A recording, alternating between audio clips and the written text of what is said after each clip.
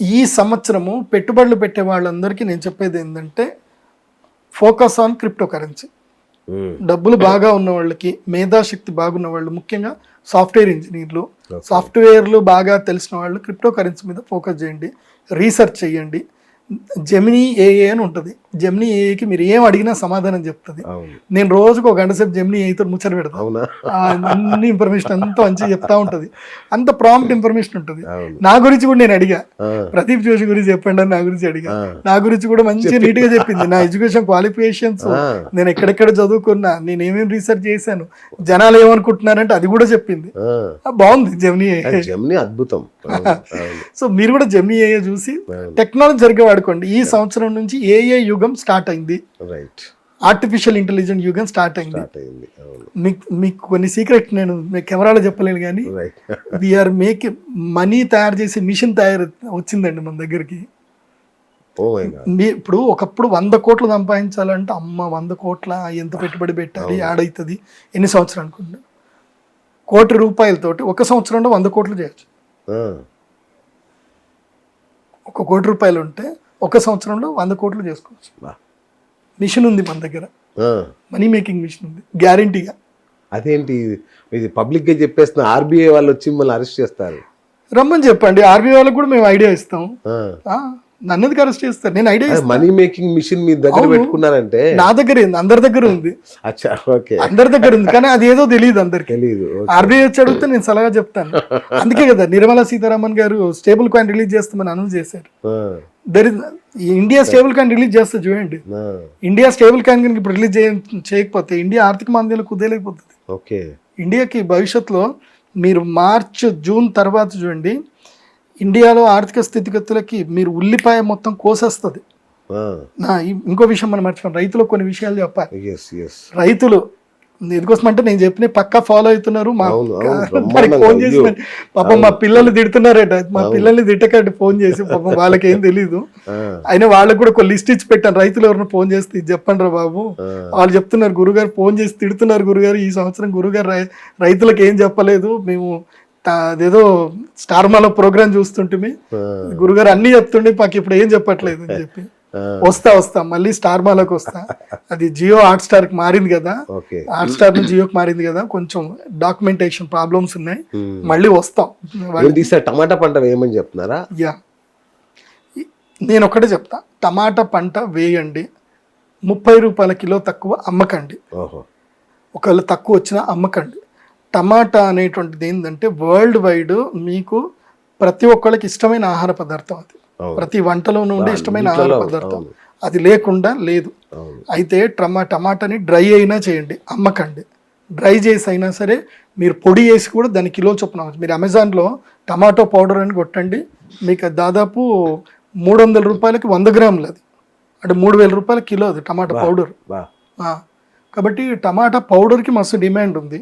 మీరు టమాటాను తయారు చేసుకోండి, టమాటాలు ఎండబెట్టేసండి. మీకు అది నచ్చలేదానికి రోడ్డు మీద పడేయకండి. టమాటాలు ఏముంది, కూర్చొని కట్ చేసుకుంటూ ఎండలో పెట్టేసేయండి.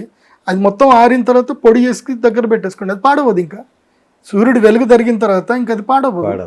సో అది దగ్గర పెట్టుకోండి, మీకు అది ఇంకా ₹3,000 కిలో అంటే ఇంకా అర్థం చేసుకోండి. అది కాబట్టి ఈసారి మార్కెట్ని కుదేలు చేసేటివి ఏంటంటే టొమాటో, ఉల్లిపాయ, మళ్ళీ అదే పరిస్థితి వస్తుంది. తెల్ల ఉల్లిపాయ పండించుకోండి, తెల్ల ఉల్లిపాయ పండించుకోండి. ఇప్పుడు ఆనియన్ కూడా కొత్త టెక్నిక్ వచ్చింది తెలుసా. ఉల్లిపాయకి నీకు రేట్ రాలేదు అనుకో, మీరు ఆనియన్ ని కూడా పూర్తిగా కట్ చేసి అది కూడా డ్రై చేసి పొడి చేసి పెట్టచ్చు. ఇప్పుడు ఆనియన్ అది కూడా పొడి దొరుకుతుంది, ఆనియన్ పౌడర్ కూడా, మునగాకు పొడి, ఇవన్నీ మునగాకు పొడి కూడా దొరుకుతుంది. కాబట్టి ఈ సంవత్సరం రైతులు ఫోకస్ చేయాల్సింది ఏంటంటే టమాటాలు పెట్టుకోండి, మునగ చెట్లు పెట్టుకోండి, తెల్ల ఉల్లిపాయ పెట్టుకోండి, అట్లాగే బ్రోక్లీ పంట పెట్టండి. తర్వాత ముఖ్యంగా పాలకూరకి బాగా డిమాండ్ పెరుగుతుంది. పాలకూర మీకు ఇప్పుడు ఒక కట్ట కొనాలంటే ₹50 ఇప్పుడు, ఎంత చిన్న కట్ట. సో ₹500 10 కట్టలు ఇస్తానని చెప్తారు. ఇప్పుడు ఆ పరిస్థితి వస్తుంది పాలకూరకి. సో పాలకూర బాగానే పోతుంది. నెక్స్ట్ ఇంకేం చెప్పాలి, బ్రోక్లీ పంట పెట్టమని చెప్పాను. ఆ తర్వాత అశ్వగంధకి విపరీతమైన డిమాండ్ పెరగబోతుంది. ఓకే. కాబట్టి అశ్వగంధ పండించండి. అది ఈజీ పంట. ఇట్లా మీరు మీరు దున్నేసి ఇట్లా ఇత్తనాలు వేసి నీళ్ళు వదిలేస్తే చాలు, అదే పెరిగిపోతుంది. ఒక 6 నెలలకు పెరిగిపోతుంది. మీరు కలుపు కూడా చూడాల్సిన అవసరం లేదు, అదే పెరిగిపోతుంది. అవి ఏ గోదలు కూడా తినవద్దండి. మంచి అశ్వగంధ పంట, మంచి డిమాండ్. అది 2500 రూపాయలకి అది మార్కెట్లో 200 రూపాయల కిలో, 25,000కి కింటా ఏమవుతుంది అట. మంచి అది. సో అశ్వగంధ మెడిసిన్స్ వాడతారు. అశ్వగంధ ఇది తీసుకోండి.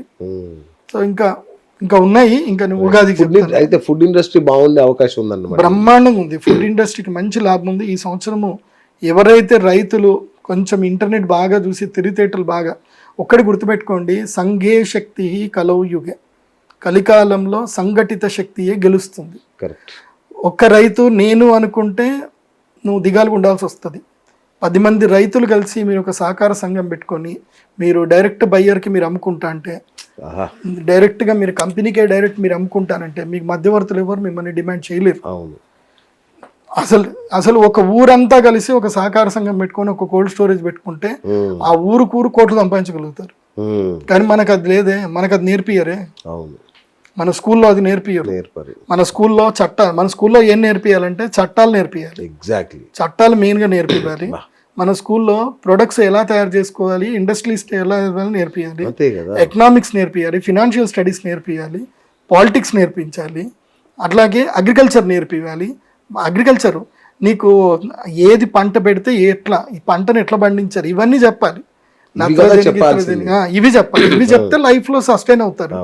మీరు మ్యాథమెటిక్స్ లెక్కలు ఎన్ని వేసుకుంటే ఏం ప్రయోజనం? పనికి శాంటీటా ఏందో కాస్టీటా ఏంటో ఎవరికి అర్థం కాదు. అవి ఎందుకు చెప్తారో కూడా కానీ అవి నేర్చుకునే జీవితంలో ఉపయోగపడతాయి. ఎక్కడ కాలంలో ఎక్కడ మనకు కనబడవు. ఏదో ఇస్రో సైంటిస్ట్లకు పోయినప్పుడు వాళ్ళకి ఏమైనా ఉపయోగపడతాయి.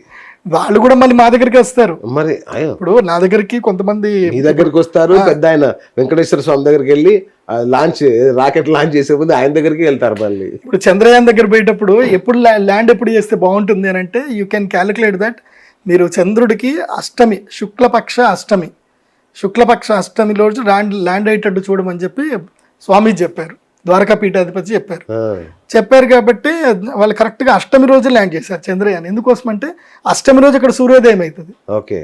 అష్టమి రోజు సూర్యోదయం, పౌర్ణమి మధ్యాహ్నం అవుతుంది, కృష్ణపక్ష అష్టమికి సన్సెట్ అవుతుంది అక్కడ చంద్రుడి మీద. కరెక్ట్ గా సన్ రైజ్ అయ్యే టైంకి వెళ్తే మీకు 15 రోజులు మీకు కావాల్సిన ఫోటోలు దొరుకుతాయి. కాబట్టి వాళ్ళు అదే చేస్తారు. ఇది ఎవరు చెప్తారు? మీ కాస్టీడా సైంటిడాలు చెప్తారు. సో టెక్నాలజీ ఉంది, శాస్త్రం ఉంది, ఆయుర్వేదం చెప్పండి, ఏ బేసిక్ మెడిసిన్స్ నేర్పండి. నేను అదే స్కూల్ పెట్టాలని చూస్తున్నా. కానీ పెట్టండి, ఒకటి మంచి ఒక ధార్మిక స్కూల్ ఒకటి పెట్టండి. అంటే అన్ని మీరు ఇంగ్లీష్ మీడియం ఉండాలి, చక్కటి తెలుగు ఉండాలి, మీరు చెప్పిన ఇవన్నీ ప్రాపంచిక జ్ఞానం నేర్పే పాఠశాల కావాలి. ఇప్పుడు ప్రపంచం ఆల్రెడీ ఉంది. మీరు కావాలంటే ఎవరైనా అడ్మిషన్ కోసం అని చెప్తే జనవరి 5వ తారీఖు నుంచి అడ్మిషన్ స్టార్ట్ అవుతున్నాయి. సాందీపని స్కూల్ అని ఒకటి ఉంది. సాందీపని స్కూల్ ఉంది. మీరు సాందీపని మోడర్న్ స్కూల్స్ అని కానీ మీరు గూగుల్లో సెర్చ్ చేస్తే కనుక ఆ గురుకుల్ స్కూల్లో ఫ్రీ ఎడ్యుకేషన్. మన హైదరాబాద్లో లేదు, అది ఉజ్జయిన్లో ఉన్నట్టుంది, మధ్యప్రదేశ్లో ఉన్నట్టుంది. సాందీపని స్కూల్స్ అని ఉంటాయి. మీరు సందీపని స్కూల్స్ అని కొట్టండి వచ్చేస్తాయి. NIOS సిలబస్లో పెట్టినారు. ఇంకోటి చాలా మందికి తెలియదు కానీ ఇప్పుడు కొత్త సిలబస్ వచ్చింది, NIOS అని సిలబస్ వచ్చింది, national institute of open school. మీరు జనరల్గా మీ పిల్లలకి మీరు టెక్నికల్ ఇప్పుడు మీ పిల్లలకి మొబైల్ టెక్నిక్ కూడా నేర్పించండి. మీరు అట్లాగే 10th క్లాస్ కూడా రాపించండి. స్కూల్కి రెగ్యులర్గా పోవాల్సిన అవసరం లేదు. ఇంట్లో ఉండే స్కూల్ ఎడ్యుకేషన్ చేయొచ్చు, ఇంట్లో ఉండే ఎగ్జామ్ రాయొచ్చు, ఇంట్లో ఉండే సర్టిఫికేట్ తీసుకోవచ్చు. అట్లాగే నువ్వు కామన్గా నువ్వు రెగ్యులర్గా లైఫ్కి ఉపయోగపడే ఎడ్యుకేషన్ కూడా నేర్చుకోవచ్చు. కరెక్ట్. ఇది కదా సూపర్. ఇప్పుడు ఒక బీటెక్ చదివే స్టూడెంట్కి 20 లక్షలు ఖర్చు పెడుతున్నారు. అదే 20 లక్షలు బీటెక్ స్టూడెంట్ కోసం అని చెప్పి నేను సిల్వర్ MTF లో పెడితే ఈ పాటికి అది 1 కోటి రూపాయలు, 3 కోట్లు అవుతుంది. వాడి జీవితంలో ఉద్యోగం చేయాల్సిన అవసరం లేదు. అది 3 కోట్లతోటి నెలకి వాడు 1 కోటి రూపాయలు, 1 లక్ష రూపాయలు తీసుకున్నా చాలు, వాడికి శాలరీ లాగా వస్తాయి. 20 లక్షలు ఎందుకు పెడతారు అర్థం కాదు ఇంజనీరింగ్ చదవడానికి.